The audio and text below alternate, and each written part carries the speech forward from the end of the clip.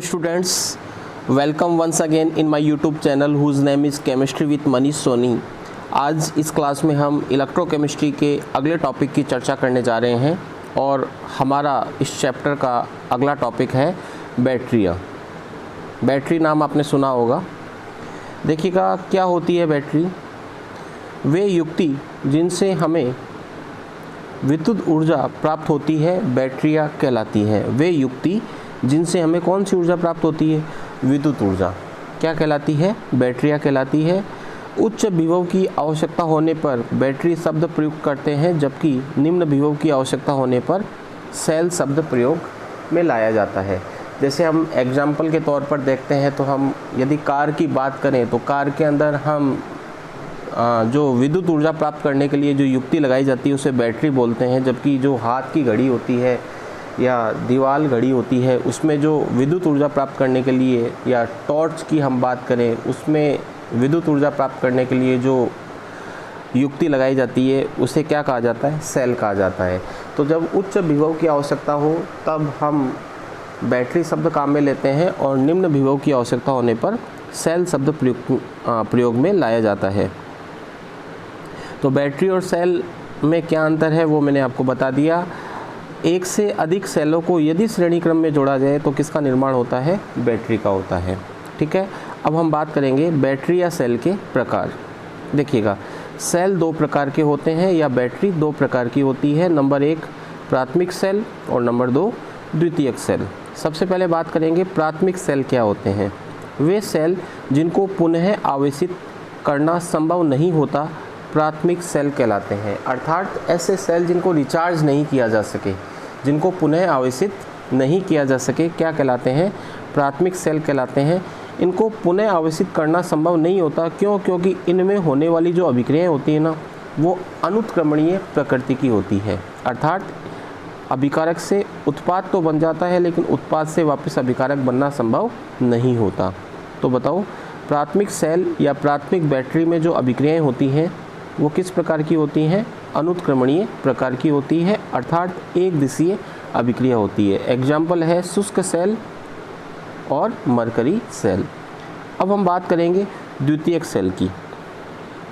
वे cell जिनको पुनः आवेशित करना संभव होता है, अर्थात जिनको रिचार्ज किया जा सके। जैसे मोबाइल की बैटरी है उसको वापस रिचार्ज कर सकते हैं, कार की बैटरी है उसको वापस से चार्ज किया जा सकता है, घर में जो इन्वर्टर लगा होता है उस इन्वर्टर की जो बैटरी होती है उसको वापस चार्ज करते हैं हम लोग। तो बताओ वैसी बैटरी क्या कहलाएगी? द्वितीयक बैटरी या द्वितीयक सेल। इनमें होने वाली अभिक्रियाएं उत्क्रमणीय प्रकृति की होती है, इसी कारण इनको वापस से क्या किया जा सकता है? रिचार्ज किया जा सकता है। अर्थात इस प्रकार के सेल में होने वाली अभिक्रियाओं में अभिकारक से उत्पाद और उत्पाद से वापस क्या बनना संभव होता है? अभिकारक। अर्थात इनमें होने वाली अभिक्रिया कैसी होती है? द्विदिशीय होती है। जैसे सीसा संचयक सेल, निकल कैडमियम सेल। तो बोर्ड के एग्जाम में आपसे क्वेश्चन पूछा जा सकता है कि प्राथमिक सेल और द्वितीयक सेल में अंतर लिखिए, या फिर आपसे पूछा जा सकता है प्राथमिक सेल किसे कहा जाता है, एक उदाहरण लिखो। द्वितीयक सेल किसे कहा जाता है, एक उदाहरण लिखो। तो प्राथमिक सेल वापस से मैं बता देता हूँ एक बार क्या होते हैं। वे सेल जिनको वापस आवेशित करना संभव नहीं होता, जिनको रिचार्ज करना संभव नहीं होता, उन्हें प्राथमिक सेल कहा जाता है। जैसे दीवार घड़ी का सेल है, हाथ की घड़ी का सेल है, ये क्या है? प्राथमिक सेल।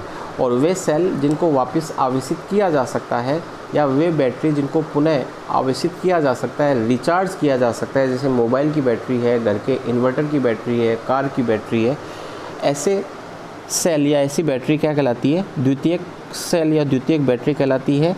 प्राथमिक सेल में होने वाली अभिक्रियाएं एक दिशीय प्रकृति की होती है, अर्थात अनुत्क्रमणीय प्रकृति की होती है, जबकि द्वितीयक सेल में होने वाली अभिक्रिया कैसी प्रकृति की होती है? उत्क्रमणीय प्रकृति की, अर्थात द्विदिशीय प्रकृति की होती है। सबसे पहले हम जो सेल पढ़ने जा रहे हैं उसका नाम है शुष्क सेल। सबसे पहली बात आपको याद रखनी है, शुष्क सेल में इसे लैक्लांसे सेल भी कहा जाता है, क्योंकि लैक्लांसे नामक वैज्ञानिक ने इस सेल को सबसे पहले बनाया था या इसका आविष्कार किया था। तो शुष्क सेल का दूसरा नाम क्या है? लैक्लांसे सेल। यह एक प्राथमिक सेल होता है, अर्थात इसे वापस आवेशित या रिचार्ज नहीं कर सकते। शुष्क सेल कैसा सेल है? प्राथमिक सेल है। जो दीवार घड़ी में सेल लगा होता है जो 8 या 10 रुपए का आता है, वो सेल क्या है? शुष्क सेल या लेक्लांसे सेल। इस सेल का उपयोग ट्रांजिस्टर व घड़ियों में किया जाता है। जो दीवार घड़ी होती है, ट्रांजिस्टर का मतलब रेडियो है, रेडियो के अंदर या दीवार घड़ी में जो सेल लगा होता है वो शुष्क सेल है। इस सेल की बनावट की बात कर रहे हैं। इस सेल में जिंक धातु का बना हुआ पात्र एनोड की तरह व MnO2 व कार्बन के चूर्ण से घिरी ग्रेफाइट की छड़ कैथोड के रूप में कार्य करती है। शुष्क सेल में जिंक धातु का एक पात्र होता है। वो पात्र किसकी तरह कार्य करता है बताओ? एनोड की तरह। जिंक धातु का एक पात्र होता है, आप देख पा रहे हैं डायग्राम में, वो किसकी तरह कार्य करता है? एनोड की तरह। और MnO2 व कार्बन के चूर्ण से घिरी ग्रेफाइट की छड़, बीच में एक छड़ लगी होती है। यदि आपने दीवार घड़ी के सेल को कभी तोड़ के देखा हो तो उसमें बीच में एक छड़ निकलती है। वो छड़ किसकी होती है? ग्रेफाइट की। और इस ग्रेफाइट की छड़ के दोनों तरफ MnO2 व कार्बन का चूर्ण भरा होता है। और ये जो ग्रेफाइट की छड़ है जो MnO2 व कार्बन के चूर्ण से घिरी हुई है, ये किसकी तरह कार्य करती है? कैथोड की तरह। दोनों इलेक्ट्रोडों के मध्य, यानी एनोड व कैथोड के मध्य NH4Cl व ZnCl2 का पेस्ट भरा जाता है। ये जो आप ब्लू कलर वाला पोर्शन देख रहे हो, ये क्या है? NH4Cl plus ZnCl2। Pink colour वाला जो पोर्शन आप देख रहे हो, ये वाला पोर्शन, ये क्या है? MnO2 व कार्बन का चूर्ण। और बीच में जो काले रंग की छड़ आप देख रहे हो, ये क्या है? ग्रेफाइट की छड़। आप दीवार घड़ी का सेल जब ख़राब हो जाए तो उसको तोड़कर देखना, बीच में एक छड़ निकलती है, वो ग्रेफाइट की होती है। उसके चारों तरफ एक चूर्ण भरा होता है, वो MnO2 प्लस कार्बन का होता है। और दोनों इलेक्ट्रोडों के बीच में NH4Cl प्लस ZnCl2 का क्या भरा होता है? पेस्ट भरा होता है। इसे निम्न चित्र में दर्शाया गया है। ये देखिएगा आप, ये शुष्क सेल का डायग्राम है जो आपसे बोर्ड एग्जाम में पूछा जा सकता है। देखिएगा, ये आप देख पा रहे हैं, ये तो है जिंक धातु का पात्र, जो बताओ किसकी तरह कार्य करेगा? एनोड की तरह। ठीक है। और एनोड की जो छड़ होती है वो कैसी होती है बताओ? ऋणावेशित होती है। ठीक है। एनोड की छड़ कैसी होती है? ऋणावेशित। जिन सेलों से हमें विद्युत ऊर्जा प्राप्त होती है उन सेलों में एनोड नेगेटिव होता है और कैथोड कैसा होता है? पॉजिटिव होता है। जिन सेलों से हमें विद्युत ऊर्जा प्राप्त होती है उनमें एनोड क्या होता है? नेगेटिव, और कैथोड क्या होता है? पॉजिटिव। और जिन सेलों में हम विद्युत ऊर्जा प्रदान करते हैं, जैसे विद्युत अपघटन सेल है, उसमें हम विद्युत ऊर्जा देते हैं और हमें कौन सी ऊर्जा मिलती है? रासायनिक ऊर्जा। उसमें एनोड प्लस का होता है और कैथोड किसका होता है? माइनस का। यानी विद्युत रासायनिक सेल में एनोड माइनस का और कैथोड प्लस का, और विद्युत अपघटनी सेल में एनोड प्लस का और कैथोड माइनस का। ये हम विद्युत रासायनिक सेल पढ़ रहे हैं। तो बताओ, ये जो पात्र आपको दिखाई दे रहा है ये किसका बना हुआ है? जिंक धातु का। और ये किसकी तरह कार्य करता है? एनोड की तरह। और ये जो आपको बीच में छड़ दिखाई दे रही है काले रंग की, ये किसकी है बताओ? ग्रेफाइट की छड़। और ग्रेफाइट की छड़ के चारों तरफ ये जो रेड कलर वाला एरिया आपको दिखाई दे रहा है, ये क्या है बताओ? MnO2 प्लस कार्बन का चूर्ण। और ये जो आपको हॉरिजॉन्टल लाइंस आपको दिखाई दे रही है, ये क्या है बताओ? NH4Cl प्लस ZnCl2 का पेस्ट। ये ग्रेफाइट की छड़ है बताओ, कैथोड के रूप में। कैथोड पे क्या होगा? प्लस, और एनोड पे क्या होगा बताओ? माइनस। आपने देखा भी होगा जो दीवार घड़ी का सेल होता है उसके ऊपर एक गुंडी सी निकली हुई रहती है, वो प्लस की होती है, और नीचे क्या लिखा हुआ रहता है? माइनस। तो ये जो माइनस वाला भाग है ये क्या है? जिंक धातु का पात्र है। और ये जो गुंडी निकली हुई है ये ग्रेफाइट की छड़ की निकली हुई है, इस छड़ की निकली हुई है, और ये किसकी होती है? प्लस की होती है। अब हम बात करेंगे शुष्क सेल में होने वाली अभिक्रियाओं की। तो परिपथ स्थापित होने पर शुष्क सेल में अभिक्रिया निम्न प्रकार संपन्न होती है। एनोड पर ऑक्सीकरण की प्रक्रिया संपन्न होती है और कैथोड पर क्या होती है? अपचयन की प्रक्रिया। बोर्ड एग्जाम में शुष्क सेल में होने वाली केमिकल रिएक्शंस या रासायनिक अभिक्रिया आपसे पूछी जा सकती है। तो एक तो इस सेल का डायग्राम आपको अच्छे से याद होना चाहिए, और एक आपको इस सेल में होने वाली रासायनिक अभिक्रियाएं अच्छे से याद होनी चाहिए। तो बताओ, एनोड पर ऑक्सीकरण होगा, जिंक धातु किस में बदलती है? जिंक +2 में प्लस कितने इलेक्ट्रॉन का त्याग करती है? 2 इलेक्ट्रॉन का। ये 2 इलेक्ट्रॉन एनोड से वायर के थ्रू कैथोड पर आते हैं, और कैथोड पर आकर के ये 2 इलेक्ट्रॉन MnO2 का क्या करते हैं, अपचयन करते हैं। MnO2 का अपचयन करते हैं और अपचयन में सहायता प्रदान करता है NH4+ आयन। NH4+ आयन कहाँ से आया बताओ, NH4Cl से, ठीक है। तो 2MnO2 plus 2NH4 plus 2 electron is equal to Mn2O3 plus 2NH3 plus H2O। क्या हुआ, एनोड पर जिंक धातु ने 2 इलेक्ट्रॉन त्याग दिए, तो जिंक किस में बदल गया बताओ, जिंक +2 में। ये 2 इलेक्ट्रॉन वायर के थ्रू कैथोड पर आते हैं और कैथोड पर MnO2 का क्या होता है, अपचयन। मतलब ग्रेफाइट की जो छड़ होती है उसके ऊपर MnO2 का क्या होता है, अपचयन। और अपचयन में सहायता प्रदान कौन करता है, NH4+ आयन। तो हम जो केमिकल रिएक्शन लिखेंगे, रासायनिक अभिक्रिया लिखेंगे, वो क्या होगी, 2MnO2 plus 2NH4 plus 2 electron से बनेगा Mn2O3 plus 2NH3 plus H2O। ये देखिएगा यहाँ पर MnO2 में मैग्नीज का जो ऑक्सीकरण है वो +4 है, जबकि Mn2O3 में मैग्नीज का ऑक्सीकरण है +3। तो हम देख पा रहे हैं कि MnO2 का क्या हुआ है, अपचयन। या फिर मैं यूँ कहूँ MnO2 में मैग्नीज का क्या हुआ है, अपचयन हुआ है।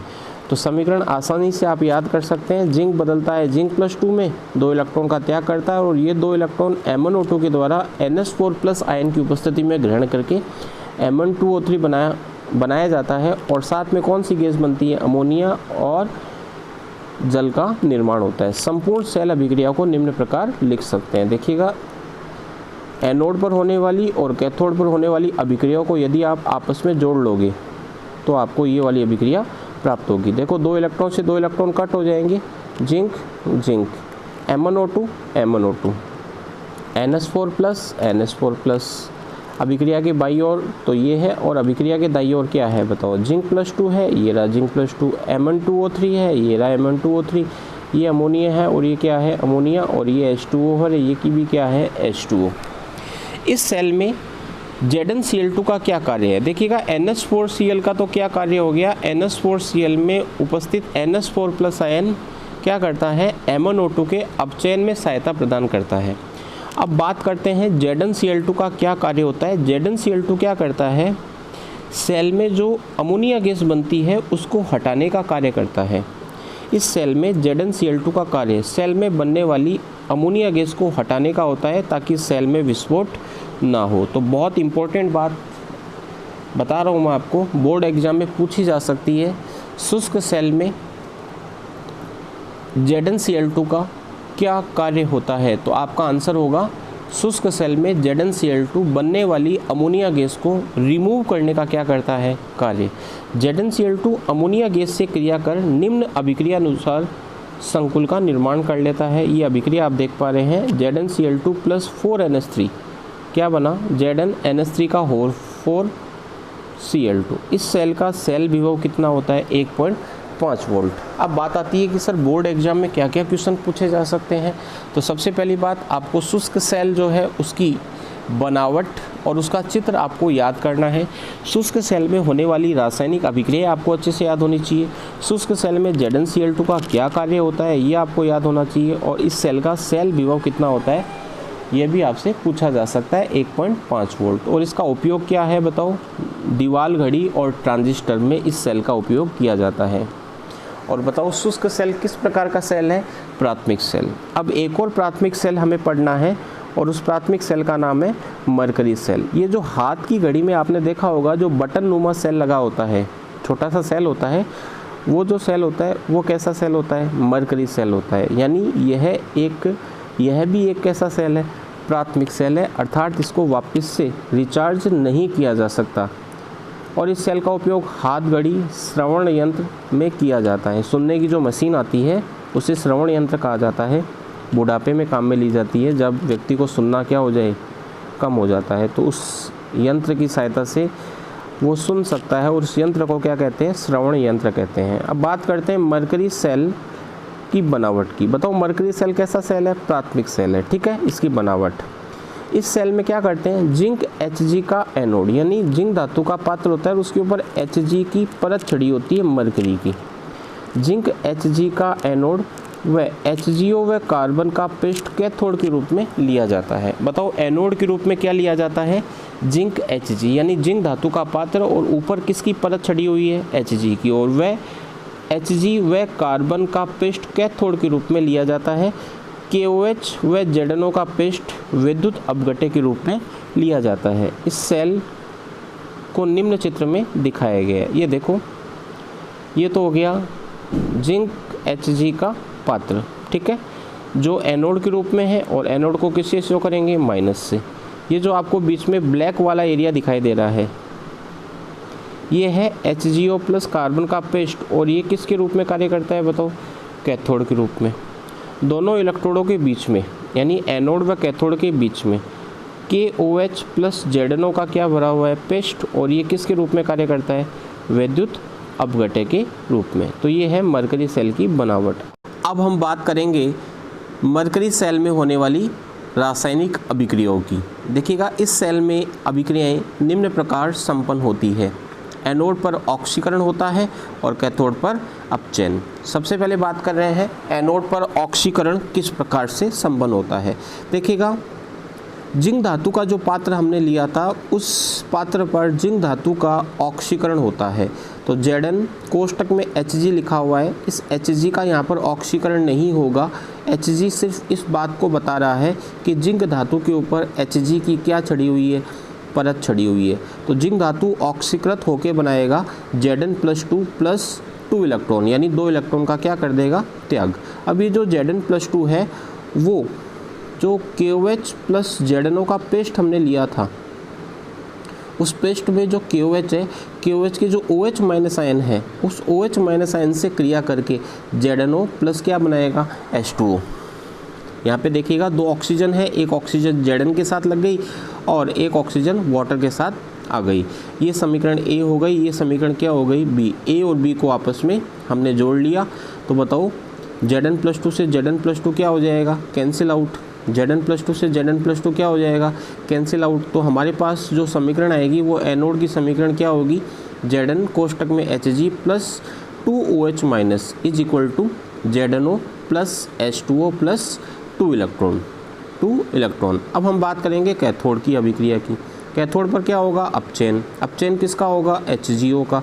HgO क्या करेगा, H2O की उपस्थिति में 2 इलेक्ट्रॉन ग्रहण करके अपचयित हो जाएगा और बनाएगा Hg प्लस 2OH माइनस। समीकरण 1 और समीकरण 2 को आपस में जोड़ लेंगे तो हमारे पास जो समीकरण आएगी वो सेल अभिक्रिया कहलाएगी।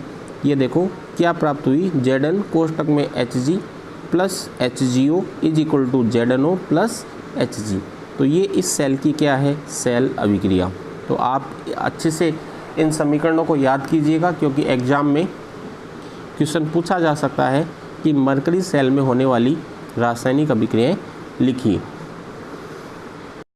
तो अभिक्रियाएं किस प्रकार से संपन्न होती है, एक बार वापस से मैं आपको बता देता हूं, रिवाइज करवा देता हूं कि एनोड पर ऑक्सीकरण की प्रक्रिया संपन्न होती है और कैथोड पर अपचयन की। एनोड पर क्या होता है, जिंक धातु का जो पात्र होता है, उस जिंक धातु के पात्र पर जिंक धातु के परमाणु Zn+2 में ऑक्सीकृत होते हैं, 2 इलेक्ट्रॉन का क्या करते हैं, त्याग। ये जो Zn+2 है वो KOH के OH माइनस आयन से क्रिया करके क्या बनाते हैं, ZNO प्लस H2O। ये समीकरण A और ये समीकरण B दोनों को जोड़ के हमने प्राप्त कर ली समीकरण 1, जो एनोड पर होने वाली अभिक्रिया है। और याद रखिएगा, इस अभिक्रिया को आप डायरेक्ट भी लिख सकते हैं। ये जो अभिक्रिया है ना, यदि आप इसको डायरेक्ट याद कर सकते हैं तो डायरेक्ट आप इसको भी लिख सकते हैं। ऊपर वाली दोनों अभिक्रियाओं को लिखने का यहाँ पर सिर्फ तात्पर्य है ताकि ये समीकरण आपको किस प्रकार से आई वो समझाया जा सके। तो बताओ, Zn कोष्टक में Hg प्लस 2OH माइनस से क्या बनेगा, ZNO plus H2O plus 2 electron. Zn+2 से Zn+2 क्या हो जाएगा, कैंसिल आउट। कैथोड पर क्या होगा, अपचयन। HgO plus H2O plus 2 electron. HgO जल की उपस्थिति में 2 इलेक्ट्रॉन ग्रहण करके बनाएगा Hg प्लस 2OH माइनस। ये समीकरण नंबर हो गई 2, जो कैथोड की अभिक्रिया है। 1 और 2 को आपस में जोड़ोगे, वह यानी क्या करोगे, 1 प्लस 2। तो बताओ क्या बनेगा, Zn Hg plus HgO is equal to ZNO plus Hg। तो ये समीकरण आपको अच्छे से याद करनी है। इस सेल का सेल विभव 1.35 वोल्ट होता है, जो कि सेल की संपूर्ण कार्य अवधि में स्थिर बना रहता है। याद रखिएगा, मरकरी सेल का सेल विभव कितना होता है, 1.35 वोल्ट। जबकि शुष्क सेल का सेल विभव कितना था 1.5 वोल्ट। सेल की संपूर्ण कार्य अवधि में स्थिर बना रहता है। इसका मतलब ये है कि ये जो विभव है ये कम नहीं होता, यानी ये जब सेल खराब होगा तो ऐसी स्थिति में 1.35 वोल्ट से सीधा 0 होगा, यानी कम नहीं होगा। जबकि शुष्क सेल में आपने देखा होगा घड़ी जो होती है वो दीवार घड़ी जो होती है वो एक समय के पश्चात जब सेल ख़त्म होने वाला होता है उस स्थिति में घड़ी धीरे चलने लग जाती है, पीछे हो जाती है, लेकिन ऐसा हाथ घड़ी में नहीं होता। तो बताओ सेल का सेल विभव कितना होता है 1.35 वोल्ट, जो सेल की संपूर्ण कार्य अवधि में क्या बना रहता है, स्थिर बना रहता है। अब हम बात करेंगे द्वितीयक सेलों की, और द्वितीयक सेलों में हमारा जो पहला सेल है हमारे पास वो है सीसा संचयक सेल। तो सबसे पहली बात यह है एक द्वितीयक सेल होता है, अर्थात इसे पुनः आवेशित किया जा सकता है, यानी इसको रिचार्ज कर सकते हैं। इस सेल में चित्रानुसार, ये इसका चित्र बना रखा है देखिएगा, इस सेल में चित्रानुसार पीबी धातु की छड़ एनोड की तरह ली जाती है। ये जो छड़ें आपको दिखाई दे रही है वो बताओ किसकी है, पीबी धातु की। पीबी धातु की छड़ एनोड के रूप में तथा PbO2 की परत छड़ी पीबी धातु की छड़ कैथोड की तरह ली जाती है। ये देखिएगा, ये पीबी धातु की छड़ है, ये वाली और ये वाली। ये तो पीबी धातु की छड़ है जो एनोड के रूप में है, और PbO2 की परत छड़ी पीबी धातु की छड़ कैथोड की तरह ली जाती है। कौन कौन सी, ये वाली और ये वाली। ये तीनों छड़ें आपस में कनेक्टेड हैं, जो किस रूप में है बताओ, कैथोड के रूप में, और पीबी धातु की छड़ आपस में कनेक्टेड है, ये बताओ किस रूप में है, एनोड के रूप में। ये PbO2 की परत छड़ी पीबी धातु की छड़ कैथोड के रूप में, और पीबी धातु की छड़ किस रूप में होती है, एनोड के रूप में। विद्युत अपघट्य के रूप में 38% सांद्रता का H2SO4 का विलयन लिया जाता है। ये देखिएगा, 38% सांद्रता का H2SO4 का क्या लिया गया है, विलयन लिया गया है। ये 98% नहीं है, गलती से लिखा हुआ है। 38% सांद्रता का क्या लिया हुआ है, H2SO4 का विलयन। इससे निम्न चित्र में दर्शाया गया है। चित्र आप अच्छे से याद कीजिएगा। ये देखो एक पात्र है, इस पात्र में टोटल 6 छड़ें आपको दिखाई दे रही है। 3 छड़ एनोड हैं, ये देखो, ये तो एनोड हो गई, ये वाली। ये तो किसकी बनी हुई है, पीबी धातु की। और ये वाली और ये वाली, ये भी बनी हुई तो पीबी की है, लेकिन ऊपर किसकी परत चढ़ी हुई है, PbO2 की। ये कैथोड के रूप में और ये एनोड के रूप में। और H2SO4 का जो विलयन होता है वो कितने प्रतिशत सांद्रता का लिया जाता है, 38% सांद्रता का। ठीक है, इसमें भरा हुआ है ये विलयन। इस सेल में होने वाली अभिक्रियाएं निम्न प्रकार है। देखिएगा, इस सेल की जो अभिक्रियाएं हम पढ़ेंगे उसमें निरावेशन के दौरान भी पढ़ेंगे और आवेशन के दौरान भी पढ़ेंगे। निरावेशन के दौरान जो अभिक्रियाएं होंगी उनके विपरीत अभिक्रिया कौन सी होंगी, आवेशन के दौरान, यानी डिस्चार्जिंग के दौरान और रिचार्जिंग के दौरान। सबसे पहले हम बात करें निरावेशन के दौरान, यानी जब सेल काम में आ रहा हो, अर्थात उससे हमें क्या प्राप्त हो रही हो, विद्युत ऊर्जा। जैसे हमारे घर में जब लाइट चली जाती है तो जो इन्वर्टर की बैटरी होती है उससे हम क्या प्राप्त करते हैं, विद्युत ऊर्जा प्राप्त करते हैं। तो ऐसी स्थिति में वो बैटरी क्या होती रहती है, डिस्चार्ज होती रहती है। ये जो सीसा संचयक सेल है ये हमारे घरों में इन्वर्टर में काम में आता है। तो निरावेशन के दौरान क्या होता है, एनोड पर ऑक्सीकरण होगा और कैथोड पर क्या होगा, अपचयन। एनोड पर ऑक्सीकरण किस प्रकार से होता है, देखिएगा, पीबी धातु Pb+2 में चेंज होती है, प्लस कितने इलेक्ट्रॉन त्यागती है, 2। यानी पीबी का क्या हो गया, ऑक्सीकरण किस में, Pb+2 में, और कितने इलेक्ट्रॉन त्याग दिए, 2। ये समीकरण ए मान ली। अभी जो Pb+2 बना वो क्या करेगा, H2SO4 के सल्फेट आयन से क्रिया करेगा और क्रिया करके क्या बनाएगा, PbSO4। समीकरण ए और बी को आपस में जोड़ लेंगे और जोड़ करके एक समीकरण बनाएंगे। वो समीकरण होगी, ये देखो, A+B किया है, यानी ए और बी को आपस में जोड़ लिया, Pb+SO4-2 = PbSO4+2 इलेक्ट्रॉन। ये समीकरण नंबर क्या हो गई, 1 हो गई। अब हम बात करेंगे कैथोड की। कैथोड पर क्या होगा, अपचयन। अपचयन किसका होगा, PbO2 का। PbO2 की परत छड़ी हुई पीबी धातु की जो छड़ थी उस पर जो PbO2 था वो PbO2 क्या होगा, अपचयित। किसकी उपस्थिति में, H+ आयनों की उपस्थिति में। कितने इलेक्ट्रॉन ग्रहण करेगा, 2। PbO2 में Pb का ऑक्सीकरण अंक +4 है, आप निकाल के देखिएगा। ये जो +4 ऑक्सीकरण अंक है ये किस में चेंज हो जाएगा, Pb+2 में। प्लस क्या बनेगा बताओ, 2H2O। इधर 4H+ आयन है, 2 ऑक्सीजन है, तो बताओ कितने H2O बन जाएंगे, 2। ये समीकरण क्या हो गई, ए। अब क्या होगा, Pb+2 सल्फेट आयन से क्रिया करके क्या बनाएगा, PbSO4। ये सल्फेट आयन कहाँ से आया, H2SO4 के विलयन से। ए और बी को जोड़ लोगे, ए और बी को जोड़ करके एक समीकरण बनाओगे, वो समीकरण क्या होगी बताओ, PbO2 plus 4H plus SO4 -2 plus 2 electron is equal to PbSO4 plus 2H2O। ये समीकरण नंबर क्या हो गई, 2। ये एनोड की अभिक्रिया हो गई और ये कैथोड की अभिक्रिया हो गई। समीकरण 1 व 2 को आपस में जोड़ने पर, तो देखिएगा समीकरण 1 ये है, समीकरण 1 ये है, समीकरण 2 ये है। दोनों को आपस में जोड़ोगे तो 2 इलेक्ट्रॉन से 2 इलेक्ट्रॉन आपस में क्या हो जाएंगे, कैंसिल आउट। तो हमारे पास जो समीकरण आएगी वो होगी Pb plus PbO2 plus 4H plus SO4 -2 कितने हो गए बताओ, 2 हो गए। तो Pb plus PbO2 plus 4H plus 2SO4 -2 is equal to PbSO4। बताओ कितने बनेंगे, 2 प्लस 2 क्या बन जाएंगे, H2O।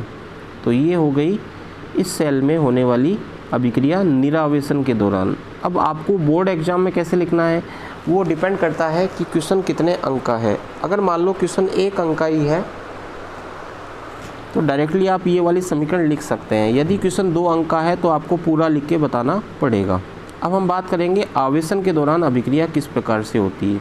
आवेशन के दौरान यानी रिचार्ज जब इस सेल को किया जाता है, वापस से चार्ज किया जाता है, तो ऐसी स्थिति में ये जो अभिक्रिया है ना, जो डिस्चार्जिंग के दौरान हुई थी, निरावेशन के दौरान हुई थी, ये रिवर्स हो जाती है। रिवर्स होने का मतलब 2PbSO4 plus 2H2O is equal to Pb plus PbO2 plus 4H plus 2SO4 -2। आवेशन के दौरान अभिक्रिया निरावेशन के क्या होती है, विपरीत होती है। अगली बात आपको याद रखनी है, इस सेल के सेल विभव का मान 2.041 वोल्ट होता है। सामान्यतः घरों में 12 वोल्ट की बैटरी प्रयुक्त होती है जिसमें 6 सेल होते हैं। प्रत्येक सेल लगभग 2 वोल्ट उत्पन्न करता है। तो बताओ सीसा संचयक सेल का सेल विभव पूछे तो 2.041 वोल्ट, और सीसा संचयक बैटरी का सेल विभव पूछे तो लगभग 12 वोल्ट, जो घरों के अंदर काम में आती है, क्योंकि उसमें 6 सेल लगे होते हैं। तो 6 × 2 कितना हो गया बताओ, 12 हो गया। अब हम बात करेंगे इस वीडियो के अंतिम टॉपिक की, और टॉपिक का नाम है निकल कैडमियम सेल। अंतिम सेल है जो द्वितीयक सेल होता है। इसके बाद में हमारे पास ईंधन सेल बचेगा और लोहे पर जंग किस प्रकार लगता है। 2 टॉपिक बचेंगे जो आपको मैं अगले वीडियो में कंप्लीट करवा दूंगा। तो फिलहाल इस वीडियो की बात करते हैं आगे। हमारा अगला सेल है निकल कैडमियम सेल। यह भी एक द्वितीयक सेल होता है। इस सेल में एनोड कैडमियम धातु का बना होता है। एनोड किसका बना होता है, कैडमियम धातु का, तथा NiO2 युक्त धातु की ग्रिड कैथोड की तरह कार्य करती है। एनोड के रूप में कैडमियम धातु काम में ली जाती है और NiO2 युक्त धातु की ग्रिड कैथोड की तरह कार्य करती है। विद्युत अपघट्य के रूप में किसका विलयन लिया जाता है, KOH का। ये आप देख पा रहे हैं, ये जो चित्र आप देख रहे हैं ये निकल कैडमियम सेल का है। इसमें नेगेटिव प्लेट का मतलब है एनोड और पॉजिटिव प्लेट का मतलब है कैथोड। एनोड किसका बना हुआ है बताओ, कैडमियम धातु का, और कैथोड किसका बना हुआ है बताओ, NiO2 युक्त धातु की ग्रिड का। तो नेगेटिव प्लेट का मतलब है एनोड और पॉजिटिव प्लेट का मतलब है कैथोड, और सेपरेटर का मतलब है कि यहाँ पर विद्युत अपघट्य का क्या भरा हुआ है, विलयन भरा हुआ है। तो ये डायग्राम एग्जाम में पूछा नहीं जाता, फिर भी आप इसको एक बार देख लीजिएगा, क्या पता पूछ लिया जाए। तो इस सेल का सेल विभव 1.4 वोल्ट होता है। कितना होता है, 1.4 वोल्ट। इस सेल में अभिक्रिया निम्न प्रकार संपन्न होती है। एनोड पर ऑक्सीकरण होगा कैडमियम धातु का। बताओ कैडमियम धातु किस में चेंज होगी, कैडमियम +2 में। प्लस कितने इलेक्ट्रॉन त्यागेगी, 2 इलेक्ट्रॉन। ये कैडमियम +2 KOH के OH- से क्रिया करके क्या बनाएगी, CdO + H2O। ये समीकरण ए, ये समीकरण बी। ए और बी को आपस में जोड़ सकते हो, और जोड़ोगे तो बताओ क्या बनेगा, कैडमियम +2 से कैडमियम +2 कैंसिल आउट हो जाएगा। तो क्या बचा, cadmium +2 OH- is equal to CdO + H2O + 2 electron. ये समीकरण नंबर क्या हो गई, 1 हो गई। इस समीकरण को आप डायरेक्ट भी याद कर सकते हैं। एनोड पर ये अभिक्रिया संपन्न होती है। ऊपर वाली दोनों अभिक्रियाएं सिर्फ इस अभिक्रिया को समझाने के लिए बताई गई है। देखो भैया, बार बार लिखना पड़ेगा, याद करना पड़ेगा, तभी एग्जाम में ये इक्वेशंस याद रह पाएंगी, समीकरणें याद रह पाएंगी। कैथोड पर क्या होगा? अपचयन। किसका होगा? NiO2 का। और अपचयन में सहायता कौन करेगा? H2O, यानी जल की उपस्थिति में अपचयन होगा। NiO2 + 2H2O + 2 इलेक्ट्रॉन क्या बनेगा? NiOH का whole twice plus 2OH minus. ये समीकरण नंबर क्या हो गई? 2। 1 और 2 को आपस में जोड़ लीजिएगा। 1 और 2 को जब आपस में जोड़ोगे तो बताओ, 2 इलेक्ट्रॉन से 2 इलेक्ट्रॉन कैंसिल आउट हो जाएंगे। ठीक है, इधर 2 H2O है, इधर 1 H2O है, तो इनको आपस में कैंसिल आउट करोगे तो इधर 1 H2O बच जाएगा। ठीक है, और 2OH माइनस से 2OH माइनस कैंसिल आउट हो जाएगा, तो क्या बचा बताओ? CD बचा प्लस NiO2 बचा। तो CD plus NiO2 plus H2O is equal to CDO plus NiOH का होल ट्वाइस। ये है समग्र सेल अभिक्रिया। तो इस वीडियो में हमने सेल के बारे में पढ़ लिया कि सेल 2 प्रकार के होते हैं, प्राथमिक और द्वितीयक सेल।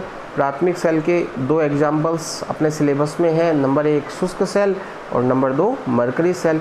और द्वितीयक सेल के भी 2 एग्जाम्पल्स हैं, सीसा संचयक सेल और निकल कैडमियम सेल। इन सेल की जो रिएक्शंस है आप बार बार लिखोगे तो ही एग्ज़ाम में याद रह पाएंगी, वरना ये रिएक्शंस याद नहीं होंगी।